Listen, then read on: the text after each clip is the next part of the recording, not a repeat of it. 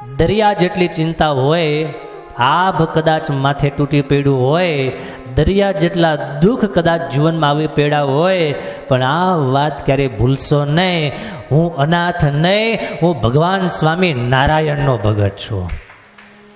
માટે મારે ચિંતા ન કરવાની હોય, મારે પરમાત્માનું ચિંતન કરવાનું હોય. 2-5 કદાચ દુઃખના દાડા હોય એ આજ છે ને કાલ નથી. મારો ભગવાન મારી પાસે છે, મારી માથે છે, ધાયરા છે ગિરિવર ધારે, મારે માથે ભગવાન બિરાજમાન છે.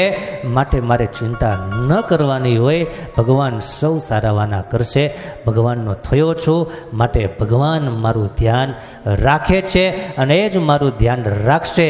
જો હું ચિંતા કરવા લાગી જઈશ તો ભગવાન ચિંતા કરવાનું બંધ કરી દેશે, અને હું ભગવાનનું ચિંતન કરીશ તો ભગવાન મારે માટે જ છે. આ ખુમારીની વાત હૃદયમાં બરાબર બેસાડી દઈએ. ગમે તેવા સંઘર્ષમાં પણ ભગવાન એને માર્ગદર્શન આપે છે. ગમે તેવા સંઘર્ષમાં પણ પરમાત્મા એને ઉગારી લે છે, પણ ભરોસો ભીતરનો સુદ્રઢ હોવો જોઈએ.